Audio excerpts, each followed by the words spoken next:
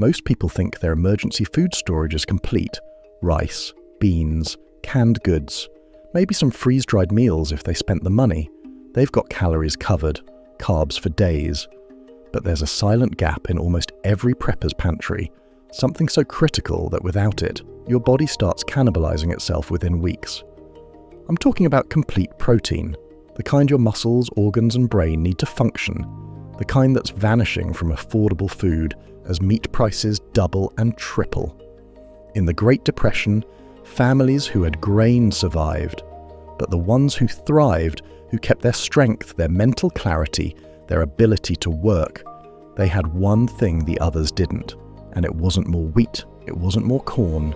It was a source of dense, complete nutrition that most people today have never even heard of. If you want to understand why I'm growing this one plant more aggressively than anything else on my property, and why it might be the single most important thing you can add to your food security plan this year, stay with me. Because by the end of this video, you're going to see exactly why this isn't just about gardening. It's about surviving what's coming with your health intact. And if content like this, real strategies for food independence that nobody else is talking about, is valuable to you, hit subscribe now. Most of these videos never make it to your feed unless you do. Let's start with the problem nobody wants to admit. You can survive on rice and beans for months. Your body will keep running. But here's what happens. Your muscle mass starts declining. Your immune system weakens. Your brain fog gets worse. Recovery from even minor injuries takes longer. You're alive, but you're not functional. And in a crisis scenario, whether it's economic collapse, supply chain breakdown, or just personal financial hardship, functionality is everything. Complete protein means all 9 essential amino acids your body can't produce on its own. Most plant proteins are incomplete. They're missing one or more of those amino acids. Rice has some, beans have others. Together they're better, but you're still not getting the density you need without massive quantities. Meat has it, eggs have it, dairy has it. And right now, all 3 are pricing out the average family. Ground beef that cost $3 a pound 5 years ago is now $7, $8, $9 depending where you live. Eggs spiked to $6 a dozen in some areas. And it's not getting better, so preppers and homesteaders are stuck. Store meat? It's expensive and requires freezer space and electricity you might not have. Raise chickens? That's a commitment most people can't make. Buy protein powder, $50 a container that lasts 2 weeks. This is the trap. The foods that keep you strong are the same foods becoming impossible to afford or store long term. But there's a plant that breaks this entire equation. A plant that produces more protein per square foot than almost anything you can grow. A plant that contains all 9 essential amino acids, making it a complete protein source comparable to meat. A plant that grows so fast and so aggressively that you can harvest it weekly, year-round, in most climates. And almost nobody's growing it. Before I tell you what it is, you need to understand why this plant is being called the most nutrient-dense food source on the planet by researchers who've actually studied it. Gram for gram, the leaves contain more vitamin C than oranges, more calcium than milk, more iron than spinach, more vitamin A than carrots. The protein content is around 27% by dry weight, comparable to beef, but without the cost, the refrigeration, or the ethical concerns some people have. But the real game changer is those 9 essential amino acids. Most plant proteins are incomplete. Wheat is low in lysine, beans are low in methionine. You have to combine them carefully to get complete nutrition. This plant? It's already complete. Every harvest gives you everything your body needs to build and repair tissue, produce enzymes and hormones, support immune function. If you're storing food for emergencies, this is the missing piece. This is what keeps you strong when everyone else is getting weaker. This is what maintains mental clarity when stress and scarcity are crushing everyone around you. And it grows like a weed.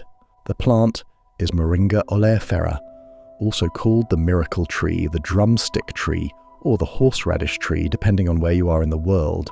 It's native to India and parts of Africa, but it grows in USDA zones 9 to 11 easily, and it can be grown in pots and brought indoors in colder climates. This tree grows faster than almost anything else you can plant. We're talking 8 to 12 feet in the first year under good conditions. You can start harvesting leaves within weeks of planting. And, unlike annual vegetables that you plant, tend, harvest and replant every season, Moringa is perennial. In warm climates, it produces year-round. In cold climates, you treat it like a fast-growing annual, or bring it inside. The leaves are the primary crop. Small, delicate, compound leaves that grow in clusters along the branches. You harvest them by cutting branch tips, which encourages the tree to bush out and produce even more. The more you cut, the more it grows. It's like a dividend stock that pays out every single week and reinvests itself automatically without you doing anything. Here's how you grow it. Seeds or cuttings. Seeds are easier to find online and they germinate in about a week. Plant them in well-draining soil. Moringa hates wet feet, so if your soil holds water, grow it in a pot or raised bed with lots of drainage. It tolerates poor soil. It tolerates drought once established. It actually prefers neglect over coddling. In warm climates, plant it directly in the ground and let it grow into a small tree. In cold climates, grow it in a large pot, at least 20 gallons, and bring it inside before frost or treat it as an annual and grow it aggressively through summer. Even as an annual in a short season, you'll get multiple harvests of protein-rich leaves. Cuttings are even faster. If you know someone growing Moringa, cut a branch about the thickness of your thumb, stick it in the ground, and it will root within weeks. This is how it's propagated in many tropical countries. It's nearly impossible to kill. The first harvest comes fast.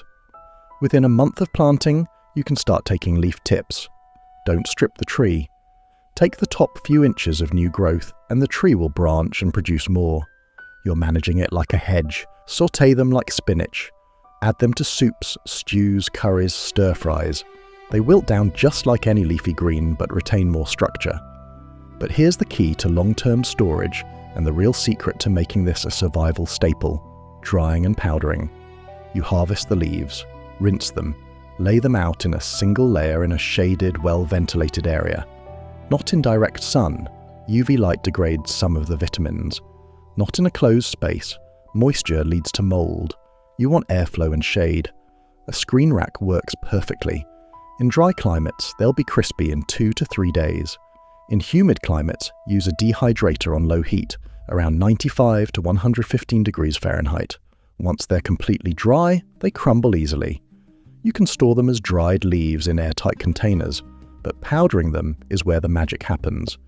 Use a blender, food processor, or mortar and pestle. Grind them into a fine powder. This powder is shelf-stable for months, even years if stored in airtight containers, away from light and heat. 1 tablespoon of Moringa powder contains around 2 grams of protein and significant amounts of vitamins and minerals. You add it to smoothies, soups, sauces, baked goods, even just stirred into water if you're desperate. It's not delicious straight, but it's mild enough that it disappears into most foods. The flavor when powdered is earthy, slightly green, like matcha, but less grassy. This is how you turn a tree into a long-term survival food. You grow it aggressively, harvest weekly, dry constantly, powder and store. You're building a stockpile of complete protein that doesn't require refrigeration, doesn't expire quickly, and cost you nothing but time. The pods are also edible when young, called drumsticks. They're used extensively in South Asian cooking. You cook them whole in curries, then scrape out the soft inner pulp and seeds. The seeds themselves can be pressed for oil or eaten roasted. The roots taste like horseradish and can be grated as a condiment, though they should be used sparingly as they contain alkaloids that are fine in small amounts but not in large quantities. This is 3 crops from one tree: leaves for greens and protein powder, pods for vegetables, seeds for oil and snacking, and it grows faster than almost anything else you can plant. Why this matters now? Food prices aren't coming down. It will never go down, only up. Meat, eggs, and dairy are becoming luxury items for many families. The supply chain for protein is fragile, centralized, and dependent on cheap energy that's getting more expensive by the month. Moringa gives you an exit. It gives you a way to produce complete, dense nutrition on your own terms in your own space, without depending on a system that's actively failing. This isn't about being a hardcore prepper or homesteader. This is about having options when the grocery store prices make you choose between protein and rent. This is about keeping your family strong and healthy when the average diet is becoming weaker and more deficient every year. One tree, weekly harvests, complete protein, vitamins and minerals that cost a fortune in supplement form, and it costs you nothing but the price of seeds and your time. If you're serious about food independence, if you're tired of watching your grocery bill climb while your options shrink, this is where you start. Not with another freeze-dried meal kit, not with another bulk rice order, with a plant that produces the one thing those foods are missing. Start growing Moringa. Start this season if you can. And if you found this valuable, if you want more strategies for real food security that nobody else is covering, subscribe now. This is the content that actually matters when things get difficult, and most of it never reaches your feed unless you take that step. The question isn't whether you can afford to grow this. The question is whether you can afford not to.